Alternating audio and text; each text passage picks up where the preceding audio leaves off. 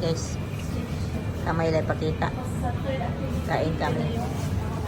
So, isa ka, ano ngayon, Rakbagkire, naghintay kami ng hinihintay. Di ba dumating mo? Aga-aga namin dito. Nagigitom kami. Bumili kami na pinapay na patisal na postre. Pag-isip sa kanyang pansit.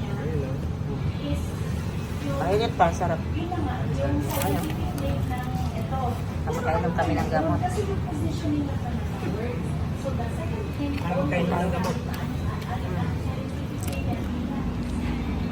Ayan guys, dito kami ngayon sa Rakbagkire. Ang kinapay nilang dami.